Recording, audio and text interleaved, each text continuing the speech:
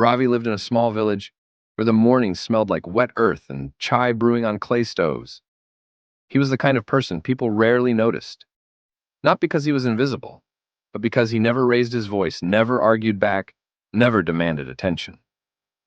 In a world that celebrated loudness, Ravi had learned to live quietly. His father had passed away when he was 12. His mother worked long hours stitching clothes for people in the neighboring town. They did not have much, but they had enough.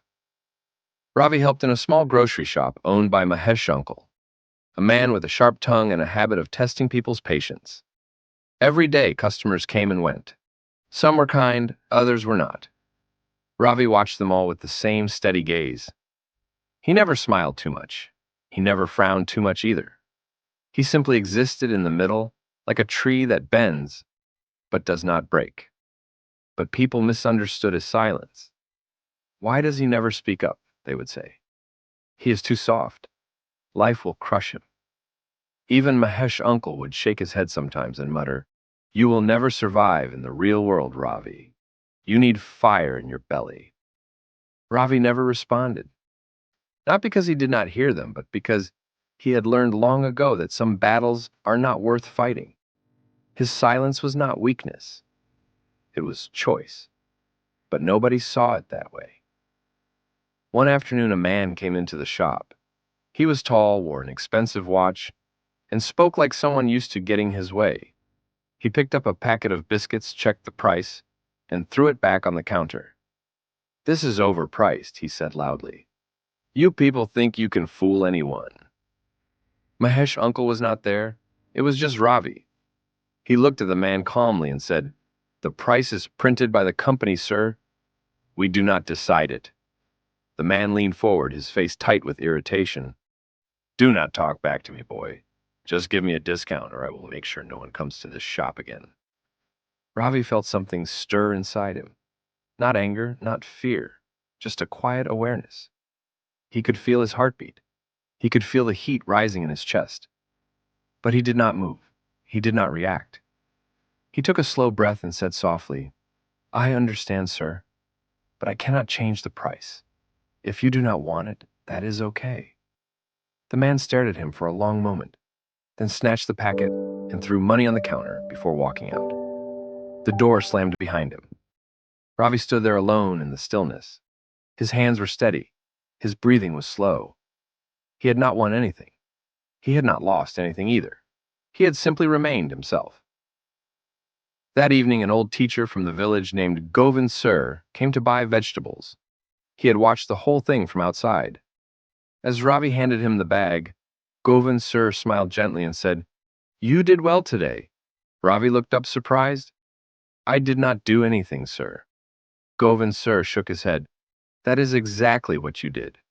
You did not let him take your peace. That is not nothing, Ravi. That is everything." Those words stayed with Ravi. He thought about them that night as he lay on his mat staring at the ceiling. He had spent so many years thinking his calmness was a flaw, that his silence made him weak. But maybe it was the opposite.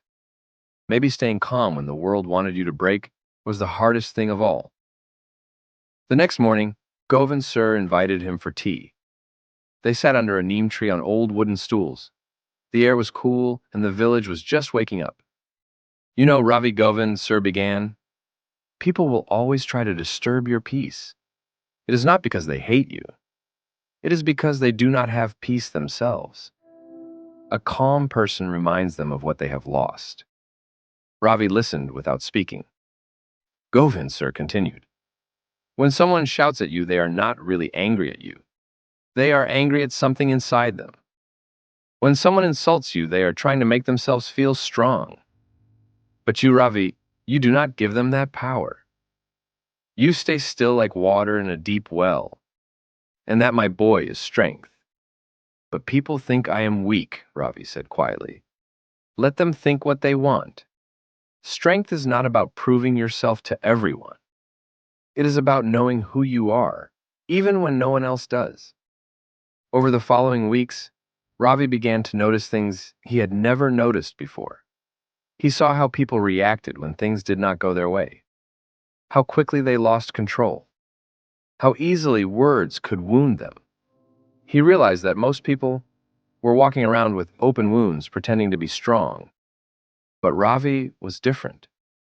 He had learned to close his wounds quietly, to heal in silence, to carry his pain without letting it control him.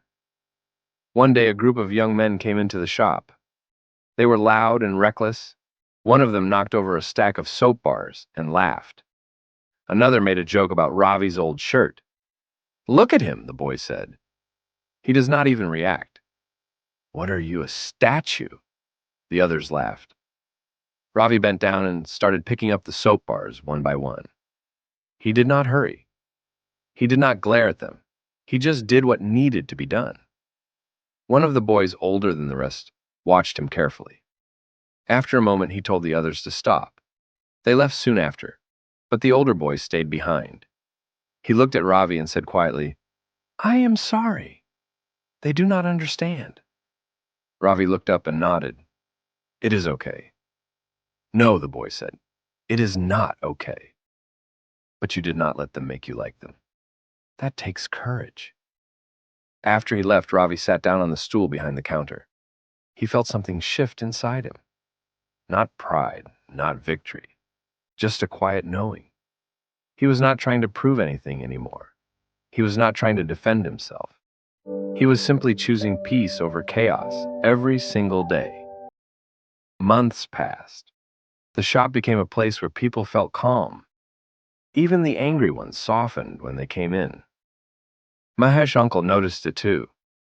"I do not know what you do, Ravi," he said one evening, "but people like coming here now. They say this place feels different." Ravi smiled faintly. "I just try not to add to the noise." Uncle. One evening, Govind Sir came again. He sat with Ravi as the sun set behind the fields, turning the sky orange and gold. "You have learned something rare," Ravi, Govind Sir said. "Most people spend their whole lives reacting, but you have learned to respond.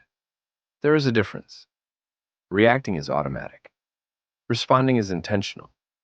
Reacting gives your power away. Responding keeps it with you." Ravi nodded slowly. "I used to think I had to defend myself every time someone said something. But now I see that silence can be an answer too." "Yes," Govind Sir said, "and sometimes it is the strongest answer." Years later, when Ravi opened his own small business, people came not just for what he sold, but for how he made them feel. Calm, seen, respected. He never shouted, never rushed, never let the chaos of the world enter his space. People asked him how he stayed so calm.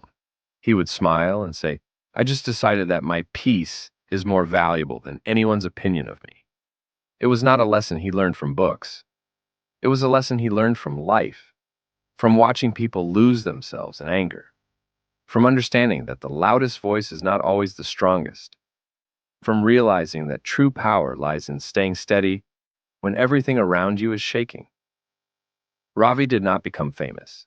He did not become rich. But he became something better. He became free. Free from the need to prove himself. Free from the fear of what others thought. Free from the anger that once lived quietly inside him. And in that freedom, he found something most people spend their whole lives searching for: peace. If you believe this story should reach more people, please share it with someone who needs to hear it today. Sometimes a quiet story can calm a restless heart.